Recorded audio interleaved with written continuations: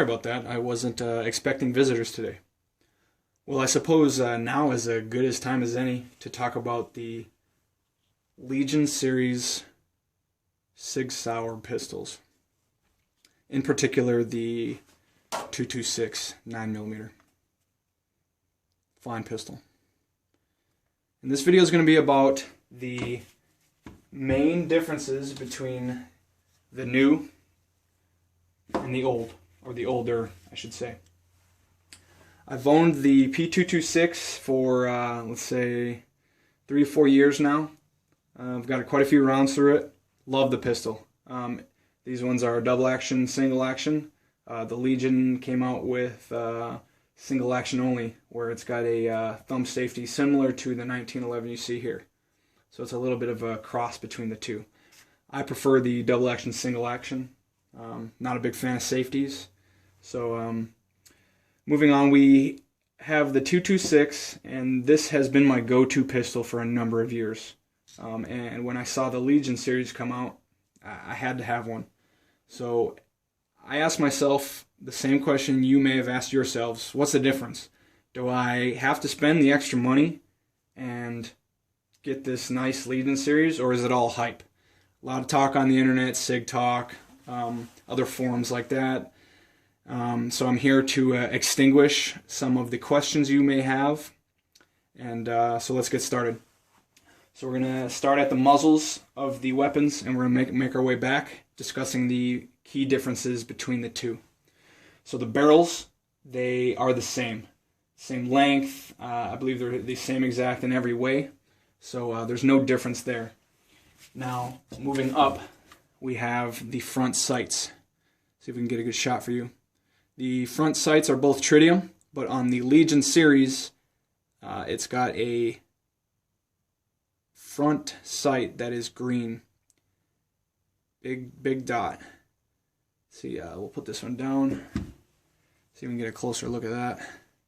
Sig calls them X-ray sights. The rear sight is blacked out so you can better look and adjust your eyes to the front sight. I really like that. They're about $165 on the Sig store. If you want to get them and put them on your old one, you know, they're great sights. And these are just standard 3-dot tritium sights. Very good. Don't get me wrong. These are great. I have them. All these weapons have night sights. Same ones as you see here. The Sig lights. Nothing wrong there. But if you want that extra little pop there, that would be something to look at. So moving on, we've got the front cocking serrations. This one has none. The P226 Elite, I believe, has them, and I believe the Tac Ops, if I'm not sure. But that just helps you, you know, bring the slide back. Gives you that extra little grip. Before we get any further, obviously, I'm sure as you can tell that this one has a lighter gray color, and that's a Sig's special color that they do. I think it's pretty sweet. I like the gray. And then this one's just your standard coating. Moving on, they both have light and accessory rails here. No difference there. The profiles are the same. So the holster, you know, I have holsters for both of these weapons, and they're both going to be both be very similar. So no worries on holsters. Moving on, we have the decocker and the slide lock, or slide release, depending on what you like to call it. And the Legion has a recessed, or smaller, if you will, decocker and slide lock. Now, if you look on the original 226, they are very big. But it might get in the way depending on if you shoot, you know, depending on how you shoot. Some people shoot like that. Some people shoot like that. You know, if you shoot like this, you might, you know, with the recoil, it might come back and lock it to the rear. So it all depends on how you shoot, you know, train like you fight. On these, I guess Sig recessed them a little bit, so there's no way, no matter how you shoot, that you're going to touch that. You have to want to put that back. So that's a difference there. And I do believe they're interchangeable. So you could probably buy these proprietary and put them on an older one. I don't think any problems there. So moving back even further, we've got the grips here. I've got the standard E2 grips here. I've never had a problem with them. Some people don't like them. Some people like them. I don't mind them. They're one piece, no grip screws. They just pop on, pop off, and they're not bad. It's kind of like a skateboard tape-ish type of deal here. No problems there. I do like that. With the Legion, we've got a very aggressive G10 grip with a nice little Legion symbol on there. I don't know if that's the lambda or whatever that is, but it looks pretty sweet, nice and classy. And then for your thumb, they've got a little bit there. Give you a little bit closer look at that. So there's the rear. You know, it's very coarse, but it's not too coarse where it's going to rip up your clothes or your hands or anything. I really like them.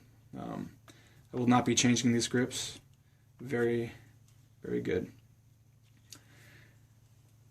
And you'll notice that the 226 has some serrations here, but you know they're not very defined. You know, they're pretty. You might not even notice it, but on the Legion series, it's almost like a 1911, very coarse. You definitely feel that. They've also got it here on the trigger well, on the underneath and up here. Some people shoot with their finger up there. I like the bottom because it really locks it in. Really nice. The rear sights are different. These ones on the Legion are blacked out a bit to, like I said, to help you better focus on the front sight. Whereas on the regular, just regular whites, both tritium. So moving back a little further, we've got a little bit more of a beaver tail here on the Legion. So that gives you a little bit of quicker purchase if you're grabbing the gun real quick. I could see maybe in a holster or something, you're coming down and you grab it, and for a split second your hand may grab that little crease there, and it might take an extra millisecond to get your hand on the gun. Whereas on the Legion, you know when you have, you know if you got the wrong grip, you know it, because it's right up in there. Whereas on this one, it may, you may catch it. Some people like it, some people don't. If you're carrying this gun, inside the waistband, it might stick out a little bit more. It's not a big deal. I do like that feature. So magazines, we'll talk about that. I don't have them out here, but the Legion did come with 3 15-round magazines. They are Sig Sauer 15-rounders. In a full-size pistol, this is lacking for me. This is one thing I do not like when buying a factory gun from Sig. 15 rounds, I mean, the P226 holds 15 rounds, So a remedy for that is Mech Gar 18-rounders, flush fit. The base plate is polymer, no problems. I've been using these for years, and they work great. Made in Italy, Mech Gar is a great magazine. Absolutely no problems with them. So I've actually I've sold these mags to somebody. The 15-rounders, I mean, they're fine. They work great, but 15 rounds, like I said, is just not cutting it for me. So let's go ahead and flip the pistol here so you get another profile. Extractors are the same. Nice profile. Let's talk about the trigger. So the 226R has a decent trigger. It's nothing to shout at. It's nothing to be proud of, but it is a combat trigger. Let's see if we can get a good shot of the reset.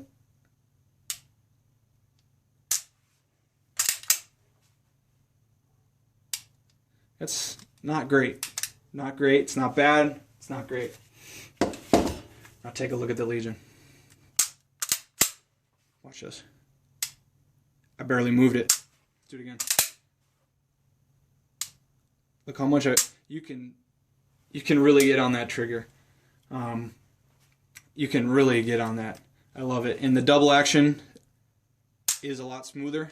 I believe the pull weight is the same as the 226, but the Legion is quite a bit smoother. Definitely.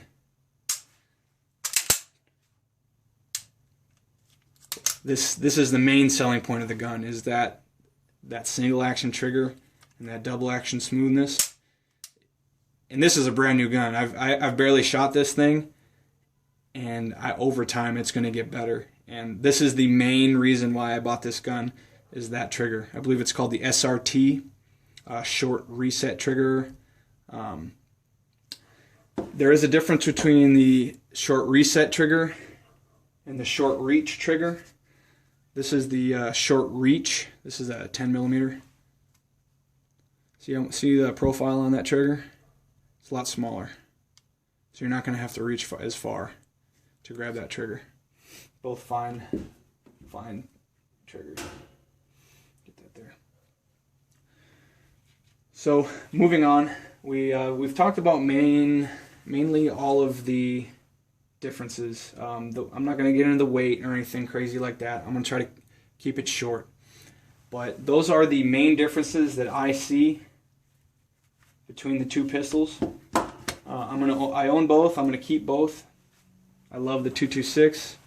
So there you have it. Some of the main differences between the two. I believe you can get one of these on Gunbroker at your local gun shop for $750 to $850. So not too bad. I got mine a few years ago. I think low 700s. And this one is a little bit more for what you get. We're talking 1100, 1150, maybe 1200 if somebody's really gouging you. Oh, there's one thing I did forget. A cosmetic.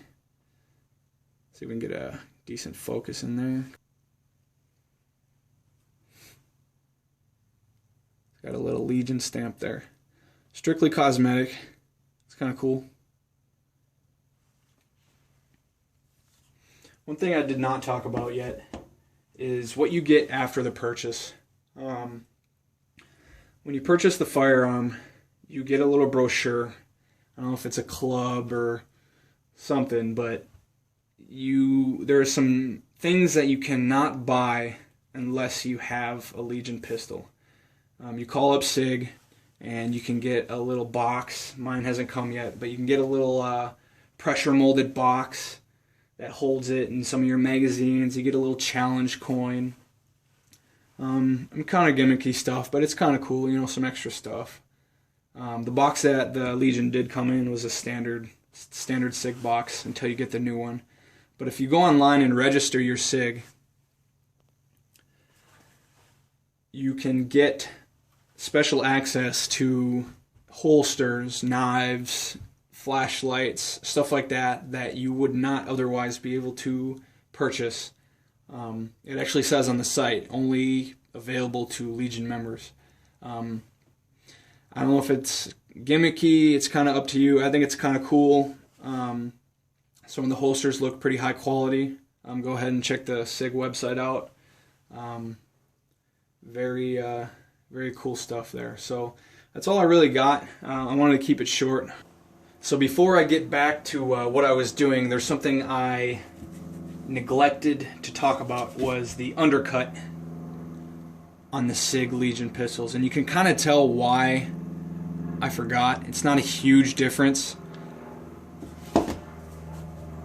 but they've done some machining to let you get a little bit higher up on the pistol. Not a huge thing, but it makes a difference if you know what you're looking for. You know, some new shooters may not even tell, but kind of another thing. Alright, I got stuff to do.